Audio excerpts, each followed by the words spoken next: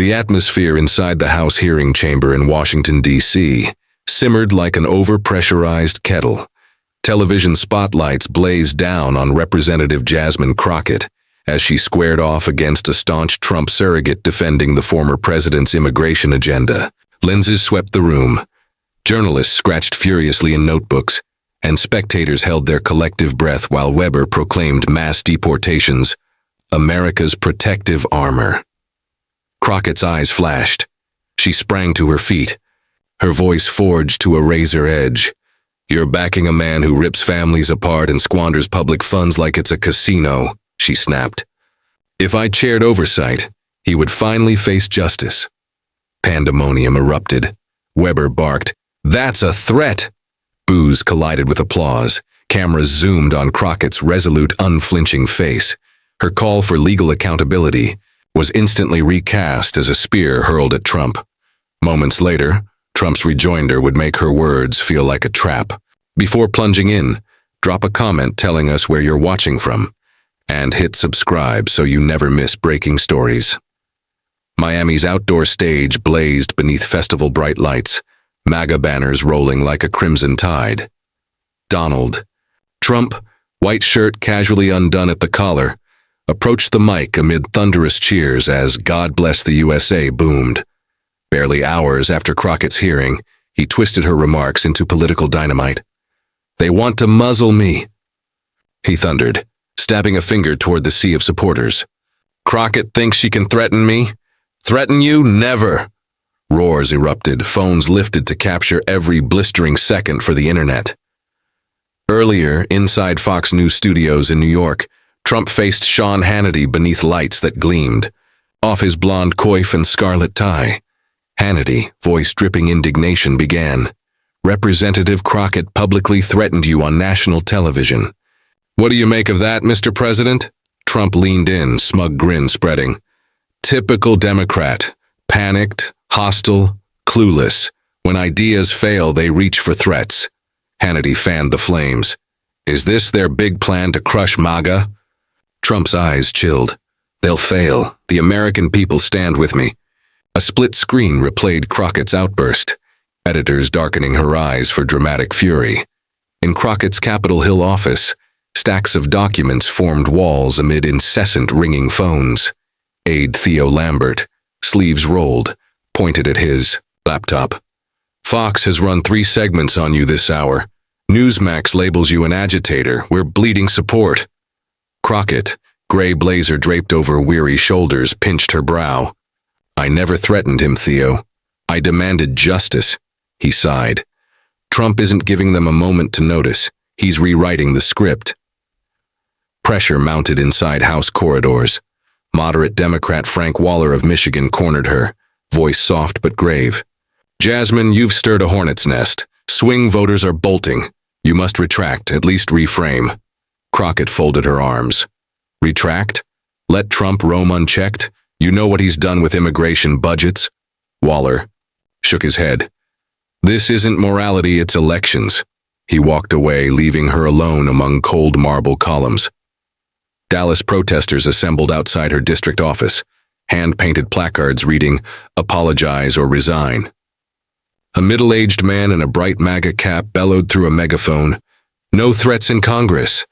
Newsmax footage magnified the modest gathering into a tidal wave of backlash. At a Houston bar, patrons debated. "She just spoke truth," a woman argued. Her friend raised a beer. "She overshot, now Trump's the victim." From Mar-a-Lago, Trump phoned media strategists, voice electric. "Keep hammering, brand Crockett the enemy of freedom." Conservative YouTubers obliged, pumping out thumbnails titled "Crockett Crumbles, Democrats' Fatal Error." 1. Montage racked up 2 million views, splicing her testimony with riot imagery to paint her an instigator. Counter voices surfaced but drowned beneath MAGA's roar.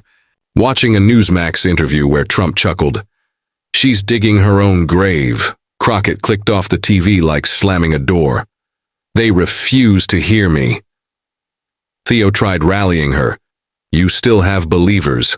Atlanta student's post hit 10,000 shares. Sunlight washed her fatigued face, but doubt lingered. Was that spark enough against Trump's inferno? Trump's Miami rally raged on. A woman waving a MAGA 2024 placard told reporters, "Crockett wants to wreck America. Trump protects us." The quote ricocheted across conservative feeds, crowning Trump both victim and hero. Back in Crockett's dim office, computer screens glowed with Breitbart, Newsmax, even CNN headlines. Theo's phone buzzed endlessly. "They're calling you everything from agitator to threat." She slumped into her chair. "And supporters?" He searched. "There's ire stand with Crockett, mostly students, but MAGA chatter buries it." She stared upward, ceiling tiles seeming miles away.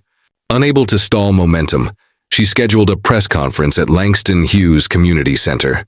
Plastic chairs, chalk-scarred walls, maybe 50 attendees. She steadied herself at the mic. "I didn't target Mr. Trump. I spoke for justice. No. One is above the law." Sparse nods. A reporter shot a dagger. "Do you regret hurting Democrats' image?" She clenched her fists. "I regret distortion, not conviction." The event ended in uncomfortable hush. Driving home, Crockett replayed a local interview with voter Sarah. "I like Rep. Crockett, but she's too confrontational. We need unity." Sarah's gentle disappointment pierced deeper than any pundit's jeer. Swing voters slipped away like sand. When Trump took the stage in Columbus, Ohio, black suit blazing under stadium lights, he ridiculed Crockett's free speech bill. "She's shielding herself after threatening me." The crowd's shredding laughter soared online. Conservative pundits slammed the bill as Crockett's smokescreen. Even neutral outlets sighed, timing reeked of damage control. Theo tracked reactions with widening eyes. Some support, but media's annihilating us. Crockett cradled a water glass gone warm. "The bill matters, but Trump's story is louder." Republican co-author Lisa Thompson phoned, voice taut. "Leadership insists your bill helps Trump. I can't defend it publicly." Another ally. Trump doubled down on Newsmax. No one trusts her. A tiny Dallas protest of 50 became massive outrage through conservative Zoom lenses. Crockett opened her laptop to rewatch a Houston student meeting. Raymond's hopeful law, face and sighed. An email flashed. Donations down 5%, free fall. But on Chicago's South Side, activists donated, crediting Unmuted for winning a discrimination lawsuit. Brief relief evaporated under X's trending "Tries Crockett fraud." She whispered to Theo, "I want to help real people. Why can't they see?" He shrugged, defeated. Trump shapes the lens. Her unmuted plan lay sprawled. Legal aid, media training, counseling. It felt distant now. Detroit's inspirational billboard, "Your voice is a right, not a threat," was vandalized in red spray. "Crockett's a fraud." Photos went viral. Texas Southern's Unmuted Club dwindled. A TikTok of their meeting drew only mocking comments. Republican ally Thompson withdrew under pressure.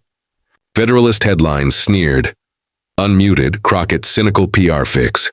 Trump mocked the project at an Atlanta rally, phone in hand, reading liberal excuses to roaring laughter. Conservative influencers echoed, "Unmuted protects politicians, not people." Protests outside Crockett's office shrank, yet right-wing channels looped footage to fabricate larger outrage. At a Houston diner, a worker admitted, "I want to believe her, but it feels like PR." Theo brought a glimmer. Chicago group donated. It faded against another viral Trump clip. Late nights, Crockett scrolled messages, one from Seattle, thanking Unmuted, another from a conservative vet calling her dangerous. She felt like shadowboxing a giant. In an Atlanta pub, screens replayed Trump interviews. Patrons concluded she had no chance.